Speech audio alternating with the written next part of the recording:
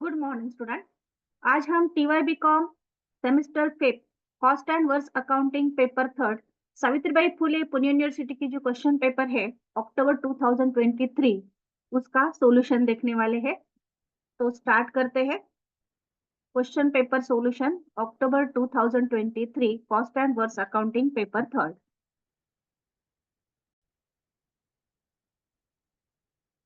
First हम objective देखेंगे, then जो दो प्रॉब्लम आते हैं, एक प्रॉब्लम आता है मार्जिनल कॉस्टिंग के ऊपर एंड दूसरा प्रॉब्लम जो है वो आता है बजट के ऊपर। तो हम हमारे चैनल पर बजट की सभी टॉपिक्स अवेलेबल है। तो आप कैश बजट, फ्लेक्सिबल बजट को प्लेलिस्ट में से देख सकते हैं या फिर इस वीडियो के डिस्क्रिप्शन बॉक्स में भी मैं लिंक देने वाली हूँ। तो ये जो क्वेश्चन पेपर है ये है अक्टूबर 2023 की cost and works accounting paper third. पहले हम ऑब्जेक्टिव टाइप क्वेश्चन जो है वो देखते हैं और उसके जो आंसर है वो मैं आपको बताती हूँ। All questions are compulsory. 50 marks की क्वेश्चन पेपर है, पेपर कोड है 356E। फर्स्ट क्वेश्चन है 5 मार्क्स के लिए फिल इन द ब्लैंक्स, जिसमें हमें फिल इन द ब्लैंक्स जो है वो एनी 5 सॉल्व करनी होती है out of 7।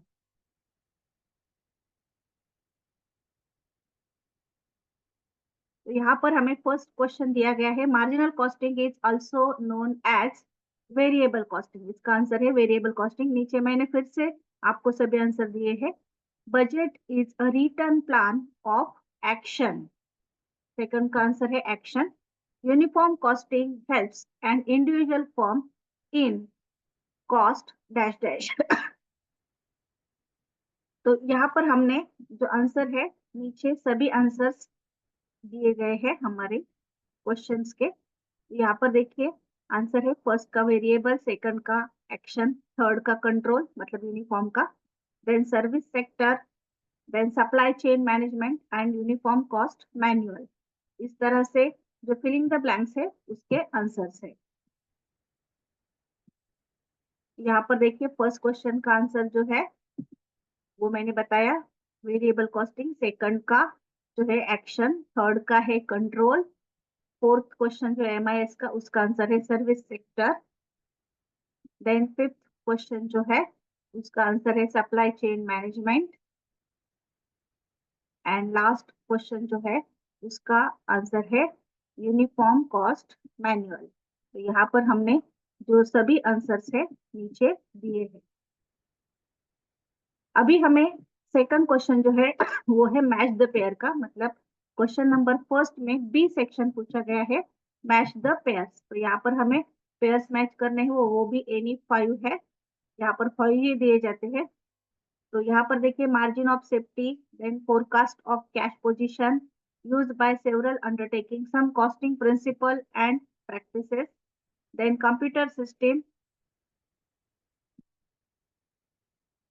computer system in an enterprise to provide information about business operation and last है SCM। तो अभी हम इसके पेयर्स मैच करेंगे। मार्जिन ऑफ सेफ्टी जो है तो उसका पेयर है actual sales minus break even sales.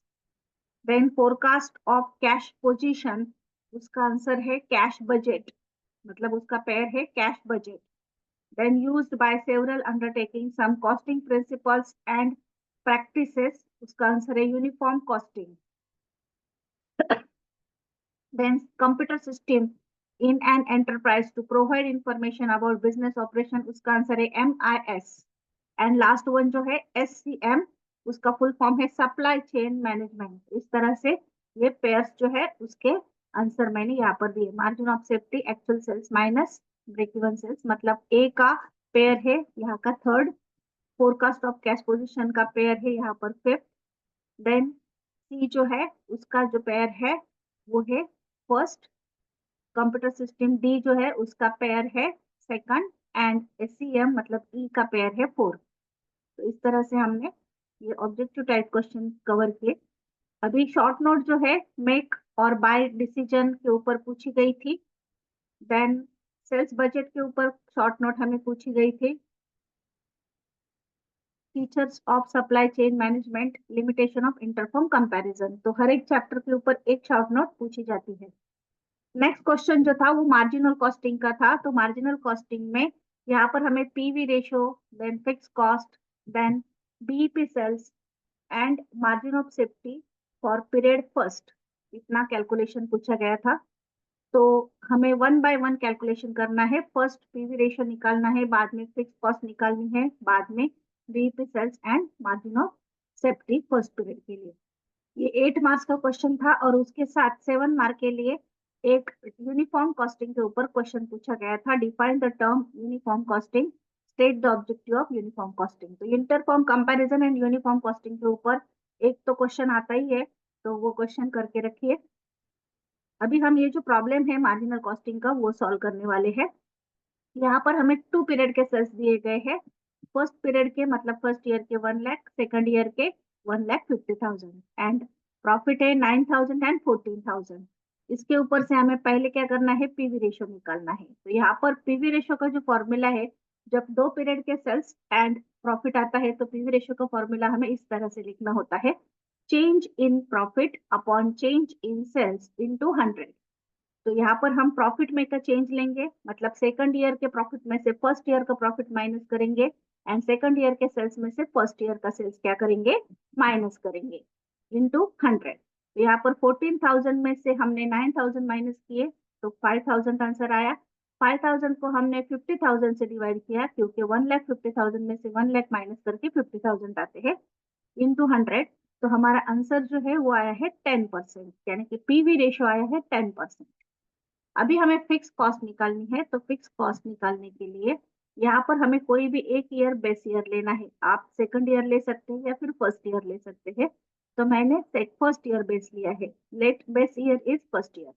सो मैं यहाँ पर जो सेल्स है वो भी फर्स्ट ईयर के लूंगी, प्रॉफिट जो है वो भी फर्स्ट ईयर का लूंगी। तो फिक्स कॉस्ट का जो फॉर्मूला है वो है कॉन्ट्रीब्यूशन माइनस प्रॉफिट। तो कंट्रीब्यूशन हमें कैसे निकालना है, तो यहाँ पर पीवी रेशियो हमें मालूम है 10%, देन सेल्स है 1 लाख फर्स्ट ईयर के। तो 1 लाख के ऊपर हम 10% निकालेंगे और उसमें से उसी ईयर का प्रॉफिट क्या करेंगे, माइनस करेंगे। तो फर्स्ट ईयर का प्रॉफिट है 9,000, तो 10% 1 लाख के ऊपर आए 10,000, उसमें से 9,000 माइनस किए, तो यहाँ पर फिक्स कॉस्ट का आंसर आया है 1,000। नेक्स्ट हमें बीईपी सेल्स निकालने हैं। तो बीईपी सेल्स के लिए हमारा हमेशा का फॉर्मूला है fix cost upon PV ratio. तो फिक्स कॉस्ट है 1,000 अपॉन पीवी रेशियो है 10%। तो हमारे बीईपी सेल्स आ गए 10,000।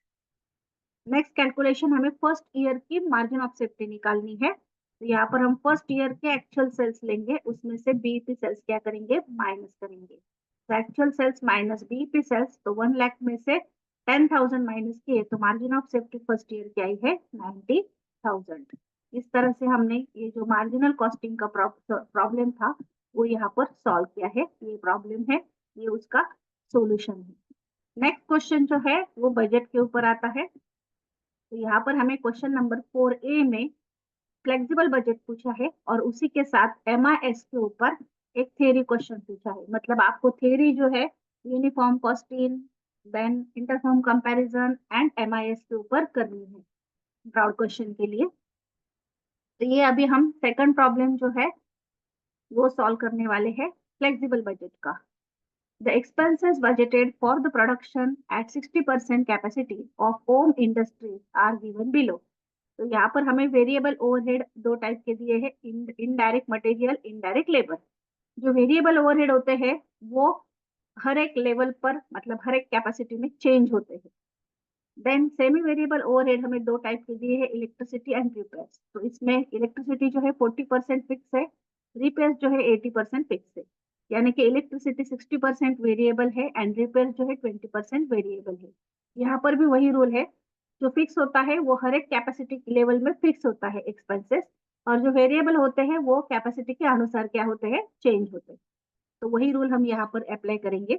एंड देन फिक्स ओवरहेड जो है वो 3 टाइप के दिए हुए हैं, डेप्रिसिएशन, इंश्योरेंस एंड सैलरी।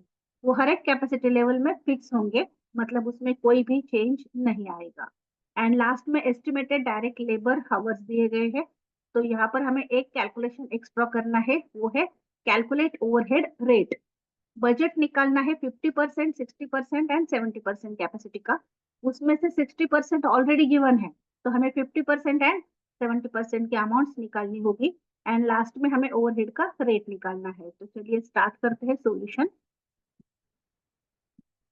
ऊपर आपको लिखना है in the books of Om industries flexible budget.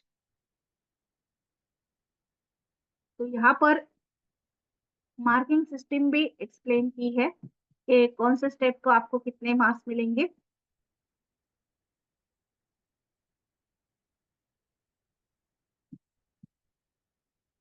Okay, तो स्टार्ट करते हैं।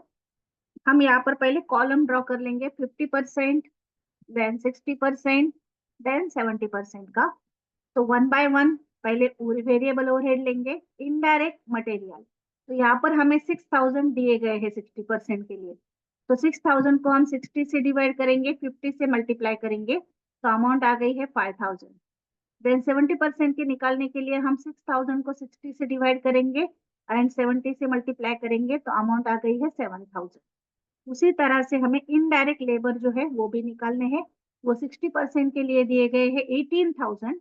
तो 18000 को हम 60 से डिवाइड करेंगे, 50 से मल्टीप्लाई करेंगे। जब हम 18000 को 60 से डिवाइड करेंगे तो हमारा आंसर जो है वो आएगा 300। तो 300 इंटू 50 करने के बाद आंसर आया है 15000। यहाँ पर 300 इंटू 70 करने के बाद आंसर आया है 21000। अभी सेमी वेरिएबल एक्सपेंसेस जो है वो हमें क्या करने होते हैं। तो semi variable expenses fix and variable ऐसे उसमें दो पार्ट करने होते हैं। तो यहाँ पर हमने दो पार्ट किए हैं। इलेक्ट्रिसिटी पहला आइटम है, वो फिक्स एंड वेरिएबल। तो देखिए यहाँ पर इलेक्ट्रिसिटी जो है वो 40% फिक्स है। टोटल अमाउंट 30000 है। तो 30000 के ऊपर हमने 40% निकाले, वो आए 12000। वो फिक्स है, तो फिक्स के सामने 12000 12000 12000 हर एक कॉलम में सेम आएंगे। अभी 60% वेरिएबल है। 60% वेरिएबल जो है वो हम क्या करेंगे, ट्रांजेक्शन हम पोस्टिंग करेंगे डेबिट साइड में, स्टेटमेंट में। तो डेबिट साइड में हम लिखेंगे 1 October 2023 to bank account in bracket purchases, face value में 10000, इंटरेस्ट में हम 0 लिखेंगे और जो कॉस्ट प्राइस है 9800 वो कॉस्ट प्राइस में लिखेंगे। इस तरह से हमने 1 अक्टूबर का ट्रांजेक्शन कंप्लीट किया है। अभी लास्ट ट्रांजेक्शन जो है वो है 1 नवंबर का। सोल्ड किए हैं बॉन्ड्स 20000 के, कम इंटरेस्ट है 97, मतलब 3% डिस्काउंट से। तो हम नेक्स्ट कैलकुलेशन कर रहे हैं सेल्स का। 1 नवंबर का 20000 के बॉन्ड 6% इंटरेस्ट से, एक महीने का इंटरेस्ट हमें निकालना है क्योंकि 30 सितंबर के बाद अक्टूबर आता है, ये नवंबर की फर्स्ट डे है। सो एक फर्स्ट जो सिर्फ एक महीने का इंटरेस्ट है वो हमें निकालना है। तो 20000 के ऊपर 6% के रेट से एक महीने का इंटरेस्ट आया 100 रुपीज। कॉस्ट प्राइस निकालने के लिए फेस वैल्यू ली 20000, उसमें से डिस्काउंट माइनस किया 3%, 20000 के ऊपर 600, कम इंटरेस्ट माइनस किया 100, तो कैपिटलाइज वैल्यू आई 19300। ये सेल्स का ट्रांजेक्शन है। तो हम ये लिखेंगे क्रेडिट साइड में, स्टेटमेंट में क्रेडिट साइड में लिखना है by bank account, date 1 November 2023, face value 20000, interest जो है वो है 100। ये पहले का ही ट्रांजेक्शन हो गया है। एंड कॉस्ट प्राइस जो है वो है 19300। तो यहाँ पर हमने ये ट्रांजेक्शन रिकॉर्ड किया। अभी हमारे प्रॉब्लम के अनुसार सभी ट्रांजेक्शन कंप्लीट हुए हैं, लेकिन ये जो स्टेटमेंट है ये हमें दिसंबर तक ले जाना है क्योंकि अकाउंट जो ड्रॉ करना है 31 दिसंबर तक का ड्रॉ करना है। इसीलिए हम क्या करेंगे कि अभी इंटरेस्ट आउटस्टैंडिंग निकालेंगे, उसके बाद क्लोजिंग स्टॉक निकालेंगे या फिर क्लोजिंग वैल्यू निकालेंगे इन्वेस्टमेंट की। तो इंटरेस्ट आउटस्टैंडिंग निकालने के लिए टोटल ट्रांजेक्शन जो है उनका बैलेंस लेना होगा या फिर प्रीवियस रिसीव जो है उसके बाद जो ट्रांजेक्शन हुए हैं वो लेने होंगे। तो यहाँ पर हमारा जो प्रीवियस रिसीव था वो 30 सितंबर को था। तो 30 सितंबर को हमारे पास जो बैलेंस था वो था 60,000 का। उसके बाद एक परचेसेस हुए हैं 10,000, तो वो हम ऐड कर देंगे 70,000 हो गए। उसके बाद 20,000 का सेल्स हुआ है, तो वो हम क्या करेंगे, माइनस करेंगे। तो 60,000 में 10,000 ऐड किए, तो हो गए 70,000, उसमें से 20,000 माइनस किए, तो हमारे पास बैलेंस आ गया 50,000 का। तो 50,000 के ऊपर हम 31 दिसंबर को इंटरेस्ट कैलकुलेट कर रहे हैं। 31 दिसंबर को हम कैलकुलेट कर रहे हैं इंटरेस्ट। 31 दिसंबर 2023 को 50,000 के ऊपर 6% के हिसाब से 3 मंथ का इंटरेस्ट। तो यहाँ पर हमने इंटरेस्ट निकाला, वो आया है 750। 3 मंथ कैसे आए, सितंबर से लेकर दिसंबर तक। अभी लास्ट कैलकुलेशन इंपॉर्टेंट है, पहले हम इसकी पोस्टिंग कर लेते हैं क्रेडिट साइड में। स्टेटमेंट में क्रेडिट साइड में bye interest outstanding only in interest column 750।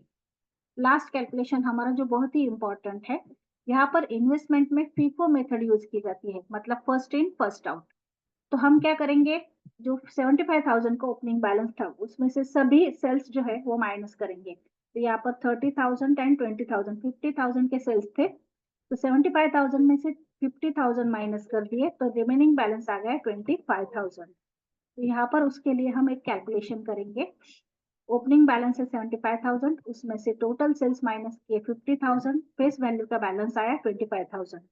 इसकी हमें कैपिटलाइज वैल्यू निकालनी है, क्योंकि 75,000 की कैपिटलाइज वैल्यू थी 73,750। हमने यहाँ पर एक इक्वेशन लिखा, 75,000 is equal to 73,750, then 25,000 is equal to question mark.